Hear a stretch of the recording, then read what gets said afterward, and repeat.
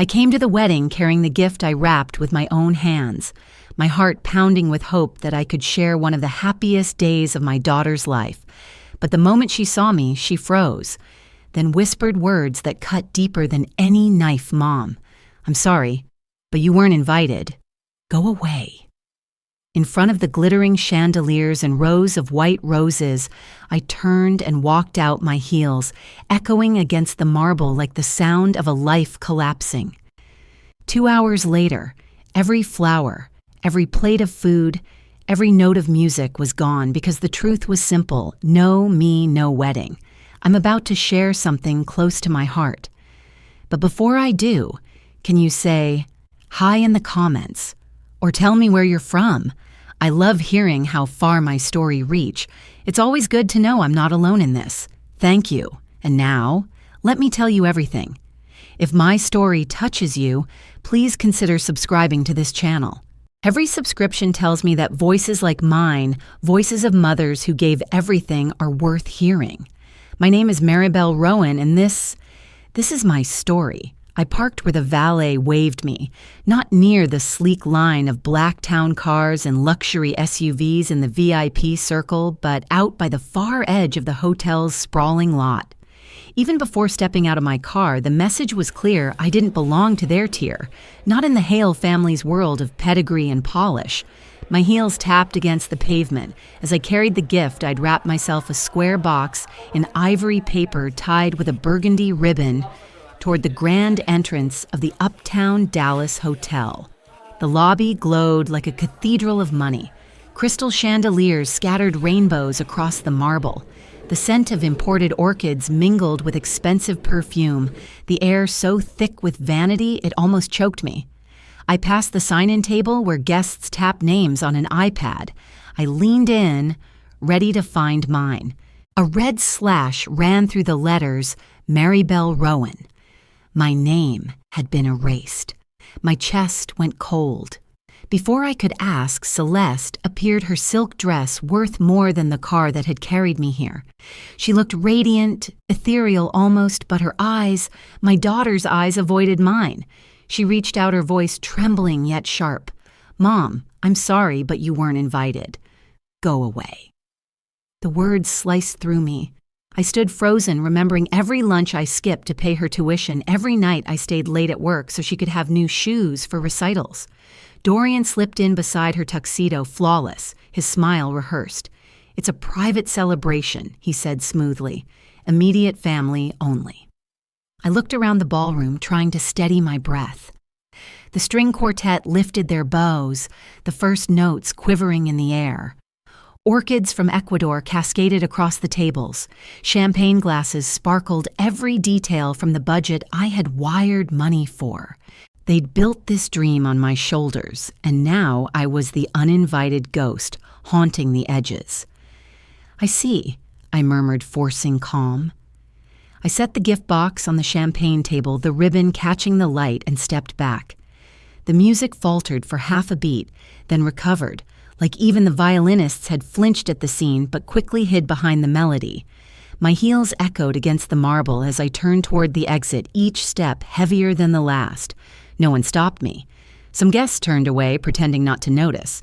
Others whispered behind crystal flutes, their words sharp enough to cut. At the door, I glanced back one last time. Celeste's veil shimmered, but she would not look at me. I walked into the cool spring air, the sun already tilting toward late afternoon. The parking lot stretched wide, luxury cars gleaming under the Texas light. My sedan sat alone in the far corner, just as I had been left alone in their world. Sliding into the driver's seat, I closed my eyes for a moment, letting the silence swallow me. My phone lit up on the console. I opened my contacts. The line for business banking. Austin glowed at me. My thumb hovered, but I didn't press yet. The clock read 3:47 p.m. There was still time before banks closed. Still time to decide what kind of mother I would be, the silent one, or the one who finally demanded to be seen. By the time I reached Austin, dusk had settled over the hills, the sky streaked in copper and indigo. My house was quiet, the kind of quiet that used to soothe me, but now pressed down like a weight. I brewed a pot of coffee dark and strong and carried the mug into my office.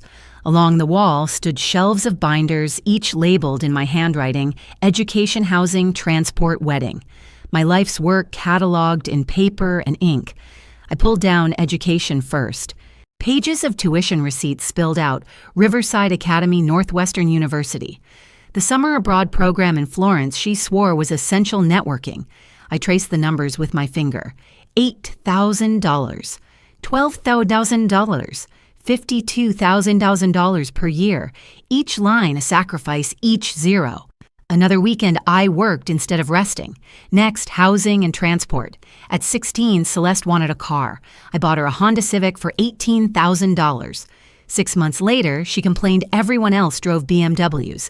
At 19, I caved BMW 320i $28,000. At 25, another BMW this time, an SUV, because Michael's friends all drove them. There were insurance premiums, apartment leases, and Chicago's Lincoln Park credit card bills. I quietly paid when her spending ran wild.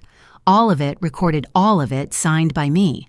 I reached for the wedding binder, still thin but already heavy with deposits, $40,000 venue, $18,000 florist, $15,000 catering. Every contract signed not under Celeste's name but mine, Rowan Interiors, LLC. I remembered why vendors trusted me, not a bride with champagne dreams. And in every contract was the clause I had insisted on stop payments, allowed by purchaser, a clause no one but me seemed to notice. I opened my laptop and began to build the spreadsheet. Columns: date, description, amount, notes, running total. Row by row, the numbers stacked until they towered into nearly $1 million. $1 million for a daughter who had erased me with one sentence. In a drawer, I found an email printout, an old mistake from the planner. She had CC'd me on a group chat where Celeste and Dorian's mother discussed minimizing Maribel's role. My throat tightened. It hadn't been nerves at the ballroom. It was premeditated. They had planned to cut me out long before today. I saved every file to a silver USB drive, the kind that clicks shut with finality. I slipped it into a small envelope the same size that fit neatly into the ivory gift box I'd left on their champagne table. My lips curled at the thought they would unwrap more than they bargained for. At 9:00 p.m., I called Margaret Reeves, my attorney in Dallas.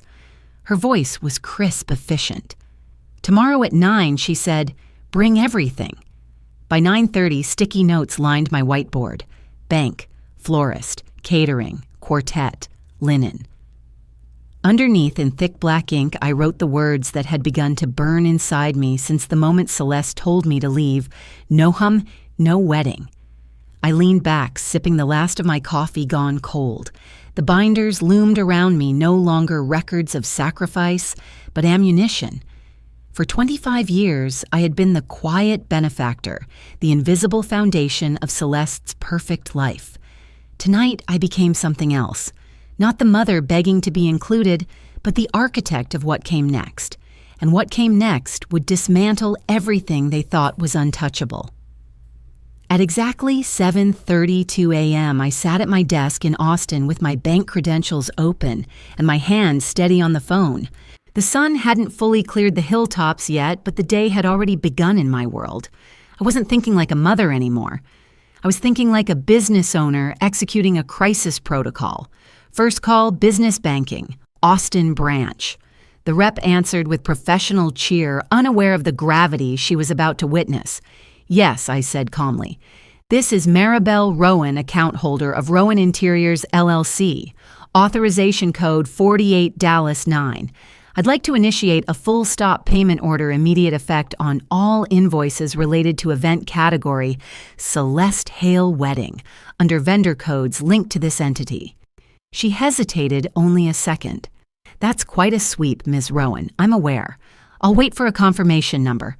I noted it down on my ledger in neat handwriting. One switch flipped. Second call, catering. I had rehearsed the exact phrasing. "This is Maribel Rowan. I'm the principal funder of the Hale Wedding this afternoon at Uptown Dallas Hotel." Please note, payment authorization has been revoked. As per Clause 6B in the contract, I recommend immediate asset protection. Mid-service risk protocol is now advised. There was a pause on the line. I could hear the catering manager flipping pages. Yes, ma'am, he replied. We'll begin shutdown procedures on our end. Third call, florist. They were halfway through setup when I called. This is a legal alert. Please reference Clause 5A, title retention until full payment. I am exercising the right to withdraw physical assets due to a revoked transaction. They didn't argue. They knew the language. By 8:15 a.m., trucks were being rerouted. Fourth call, the string quartet. I chose my words with care. Funds for your service are no longer cleared. I recommend retrieval of instruments and equipment immediately to avoid breach of safety policy. Your manager will understand. The violinist who answered had known me years ago, back when she played coffee shops for tips. She didn't ask questions. Understood, Maribel. I'll pull our team out. Fifth call, linen rental. Pickup before use will avoid surcharges for staining.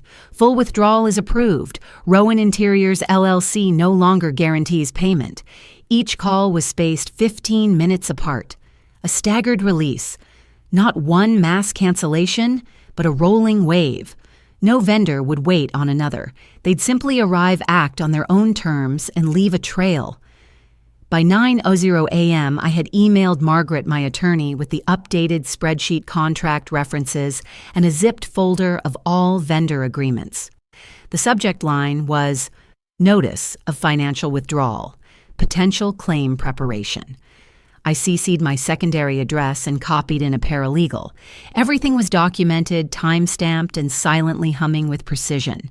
On my whiteboard, I circled the phrase I'd written the night before, no me, no wedding. By 2:15 p.m., Dallas time vendors would begin loading out. I turned off my phone's ringer and placed it face down on the desk. The last sound in my office was the soft click of my chair as I stood. I didn't look back at the binders. I had finished mourning. Now I was counting down. At 4:03 p.m., Celeste's wedding was in full swing. Champagne-flowed string music hovered delicately over the crowd, and the air inside the grand ballroom at the Uptown Dallas Hotel buzzed with status and style. The first disruption was subtle. A uniformed employee from the florist wheeled a large gray cart into the room and quietly began removing white orchid arrangements from the head table. Guests murmured. The room didn't stop moving at first. Celeste noticed. She stepped forward quickly, her silk dress trailing behind her like spilled milk. Her smile remained frozen as she whispered to the man lifting centerpieces. There must be a mistake. The florist didn't flinch. Payment authorization revoked. Directive issued by Maribel Rowan. Celeste blinked. That's my mother. Yes, ma'am. She's the account holder. We have paperwork. Cameras were already out. One guest live-streamed the scene on TikTok. The caption read, "Wait, the bride's mom is canceling the wedding." A few tables over, guests exchanged confused glances. The band, noticing the disruption, faltered slightly but kept playing. Then the second team entered, catering staff rolling stainless steel carts. They covered buffet stations with white cloths and began packing away trays of duck confit and lobster risotto. "Is this part of the show?" someone asked aloud. Dorian stormed toward the servers, his cheeks crimson. "Stop this immediately. What is going on here?" The catering manager approached calmly, holding a clipboard. "Standard procedure, sir. Payment has not been confirmed. We're required to withdraw our assets to protect our property. Who gave you that order? Principal purchaser Maribel Rowan. Authorization received at 7:58 this morning." The music stopped. The string quartet lowered their instruments. One technician began unplugging microphones. The ballroom dipped into a silence so heavy it became louder than any melody. The wedding planner sprinted across the room, whispering frantically to Celeste and Dorian's families. Bystanders leaned in. Mrs. Hale, regal in navy lace, turned sharply toward her daughter-in-law. "Is this true?" she asked Celeste, her voice like ice. "Did your mother pay for all of this?" Celeste's voice cracked. "It's complicated." She helped." No, came another voice. The hotel's event manager now stood at the edge of the dance floor holding a cancellation form. Everything was under Rowan Interiors, LLC, all contracts, all payments. The ballroom broke into chaos. Guests checked their phones. One screen showed the TikTok live stream already crossing 100,000 views. Another caption read, "$1 million wedding collapses mid-ceremony." Dorian's best man pulled him aside, whispering urgently. Mrs. Hale whispered louder, demanding explanations. Celeste stood alone at the center of it all, bouquet trembling in her hand, mascara beginning to smudge at the corners of her eyes. The planner tried to salvage order. "We're working on a solution. Please remain seated." But guests were already leaving. The spell was broken. One last blow came quietly. The hotel staff rolled out a cart bearing the champagne tower, half-filled, leaning slightly. But no one touched it. The atmosphere was no longer celebratory. It was post-mortem. Across the ballroom, the videographer panned his lens toward Celeste. Her eyes darted, her lip quivered, and in the silence, her isolation screamed louder than any outburst could have. Back in Austin, my phone lit up. Celeste, Celeste, Celeste. Her name repeated over and over on the screen like a fire alarm. I didn't answer. Not yet. I sat at my kitchen table, a cup of lukewarm tea in my hands, watching the sun begin to lower across the backyard fence. She would call again. They always do when the lights go out and the music stops. My phone rang 5 times in under 10 minutes. The first call I ignored. The second I let vibrate through my desk. By the third, I had turned the ringer off entirely. Celeste's voice filled my voicemail like a storm trying to claw through a sealed door. First she was angry, then desperate. By the 4th message, she was crying. "Mom!" People are staring. Michael's family is furious. I need you, please. I didn't move. Instead, I opened the bottom drawer of my filing cabinet and pulled out the binder labeled Education. I sat at my desk, flipped the cover open, and began reading as if I were preparing a case file. Invoice Riverside Academy tuition and lunch program, $24,900. Invoice Northwestern University full semester prepaid, $18,400. Wire transfer, Rome semester abroad, housing and incidentals, $12,000. Flights, textbooks, security deposits, medical insurance. I wrote a number in the corner of each document, then slipped them into color-coded folders. Education, housing, transport, lifestyle, wedding. The pages felt heavier than they should have. By 7:00 p.m., I had called Margaret Reeves, my attorney. She picked up on the second ring. "Can you reclassify personal contributions as loans if there's clear documentation?" I asked. "Absolutely," she said without hesitation, "especially if the recipient benefited and acknowledged receipt. We can issue a demand for repayment within 30 days. I scanned the folders into a shared drive and sent them to Margaret under the subject line, "Prepared Financial Record Celeste Hale." I opened a fresh document and typed in, bold total outstanding, $937 subject, Celeste Hale, from Maribel Rowan. On my phone screen, a new voicemail arrived. Celeste again. "Mom, please, I don't know what to do. You're hurting me." I closed the tab. I wasn't hurting her. I was simply showing her the mirror. I pulled up the contract for the wedding dress. There in the purchaser field was my own name. Celeste had asked me to sign it months ago, said she could get a discount through my business account. "Just sign it, Mom. It'll make it easier." I did. Another receipt. Another thread she couldn't now deny. Margaret messaged again. "If we document everything and issue promissory notes, this isn't just emotional fallout, it's legal." I received a text from Jonah Hart, owner of the catering company. "Thank you, Maribel. If press asks, we'll support you. You did right." My fingers brushed the edge of the final folder. It held a breakdown of all wedding costs from floral arrangements to valet tips. Every dollar had a timestamp, every agreement a signature. I turned off the main light and switched on the amber lamp beside me. The soft glow spilled across the leather folder. I whispered to no one in particular. Tomorrow the world will see who really paid. By Sunday evening, the first blow landed. A Facebook post, long and weeping. "My mother ruined my wedding because she couldn't stand losing me," Celeste wrote. She left in the middle of the ceremony holding a box of God knows what. And then everything fell apart. My wedding collapsed because she couldn't bear to let go. Attached was a blurry photo of me exiting the hotel lobby holding the gift box I'd brought. A single tear on her cheek caught by the reception light. It spread like wildfire. Support poured in for her. Comments with hearts and angry emojis. Strangers reposting her story.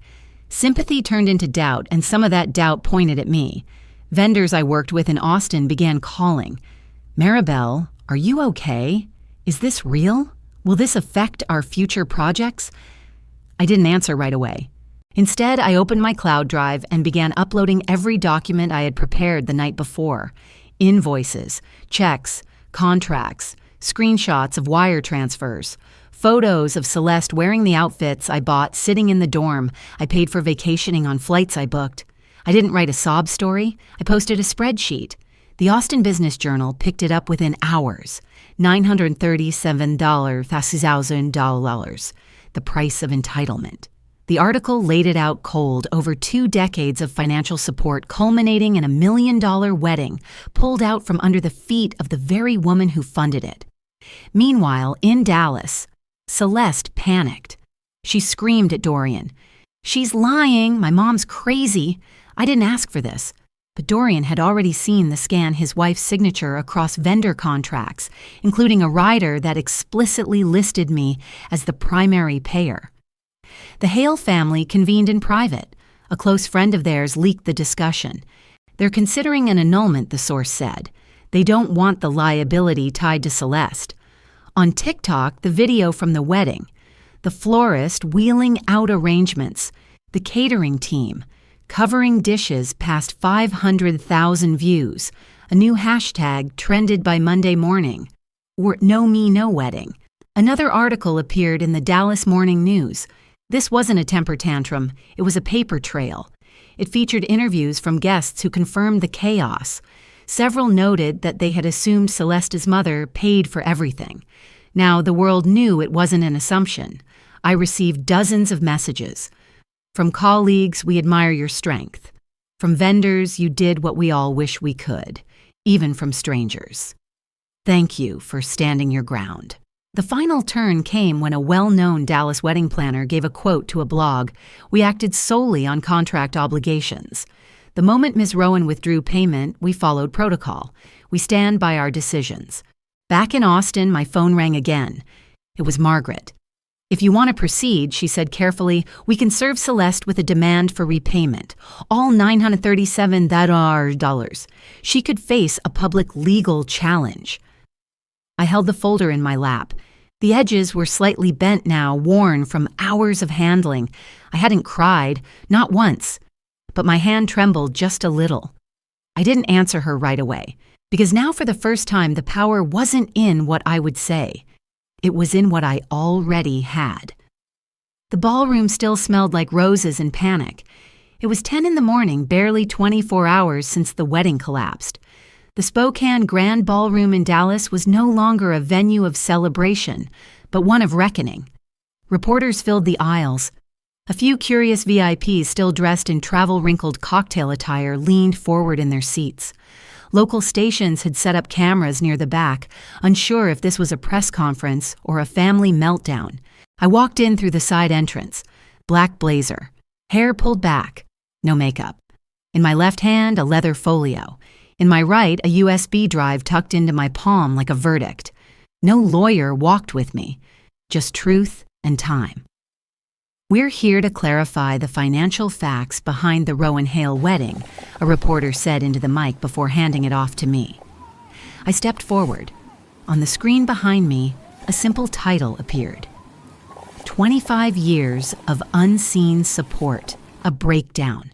Slide by slide, line by line, I presented everything. Tuition from Riverside and Northwestern, security deposits, car leases, summer programs, flights to Florence, bridal fittings, spa vouchers, and then the wedding itself.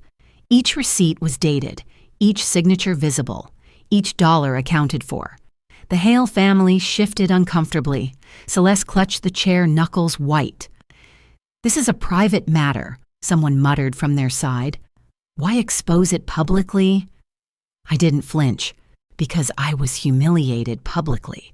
Reputation was weaponized first, not by me. Celeste stood up, her voice cracking, tears running. "You're humiliating me in front of everyone. You've already taken everything. No, Celeste." I held up the contract with her initials at the bottom. "You took everything and erased me from the one moment I helped build." Gasps whispered through the crowd. I clicked to the next slide, the email thread with the planner where Celeste had written, "Remove my mom from the guest list. She doesn't need to be involved anymore." Some guests looked down. Others whispered to the person beside them. One woman live-streamed from her phone camera, shaking in her hand. Margaret, my attorney, stood quietly near the back, nodding. Every document had been reviewed, every figure verified. "You wanted to fit in. Celeste," I said, keeping my voice level. "But you paid for that by erasing the person who gave you the means to belong." Behind me, I opened the gift box, the same one I'd brought to the wedding, and revealed the USB drive. "All of it's here, and it will be made available to press vendors and future creditors if necessary." From the side aisle, a voice spoke up. It was Jonah the caterer. "We revoked service only because Mrs. Rowan withdrew authorization. That's standard procedure under contract, nothing more." A reporter raised her hand. "So, nearly $1 million in support," I nodded once. $937 to be exact. Itemized. The Hales froze. Dorian's father, previously silent, leaned away from Celeste. Her mother-in-law covered her mouth. The mask of support fractured. Someone from Dallas Wedding Digest whispered too loudly. "She built the wedding and canceled it in a single email." The power in the room shifted, not to noise, not to drama, but to data, memory, and irrefutable fact. Celeste collapsed back into her chair, mascara running. I finished with one line: "I didn't ruin a wedding." I revealed a ledger. The room sat silent. Outside, my phone buzzed. A single message: "Mom, please. Don't do this. Can we talk alone?" The house was quiet. I hadn't turned on a single light. Only the orange halo of the Texas sunset filtered through the blinds. I sat on the arm of the couch, the thick folder still beside me. At exactly 8:03 p.m., there was a knock on the door. When I opened it, Celeste stood in the frame, pale, exhausted. Her wedding makeup was streaked and broken. She still wore the remains of her bridal outfit beneath an oversized cardigan. Her heels were gone. She didn't say a word, just stepped inside slowly. Then she dropped to her knees. "Mom," she whispered. "I lost everything. Michael left. His family won't return my calls. They're filing papers. I have no one." I waited. She clutched her hands like a child begging for shelter in a storm. "And I thought I could outgrow you, that I didn't need you. But I need you now." I placed the folder in front of her. "This is the price of your life so far. $937,000, documented, taxed, audited." She looked up, face crumpling. "I treated you like a wallet, like a vendor, not a mother." I stayed quiet. Her voice broke into sobs. "I cut you out. And I lied to Dorian, told him his family was covering half. I just wanted to look good." I nodded slowly, then spoke. "I'm not here to rescue you, not anymore. But I'll give you a bridge, not a lifeboat." I slid a note across the table. $1,000. 1 week in a hotel. Then she asked, wiping her face. 2 weeks to find a job. Any job. No more transfers. No more favors. 6 months of survival. After that, if you show progress, we'll talk again. As adults. She nodded, eyes down. "I'll do it. I'll change." I tapped the phone and wired the money immediately. Then I stood. "This isn't forgiveness, Celeste. This is an ultimatum." She gathered the folder, hugging it like a child clinging to a textbook. At the door, she looked back. "I'll try." I didn't answer. She stepped into the fading light, small against the vastness of the street. I sat back down, turned on the desk lamp, and opened the spreadsheet again, no longer as a weapon, but as a ledger of what was given, what was lost, and what could still be earned. Outside, the sky turned the color of fire brick. I whispered to no one, no me, no wedding, and maybe now, no me, no future. Let's see what she does with that. She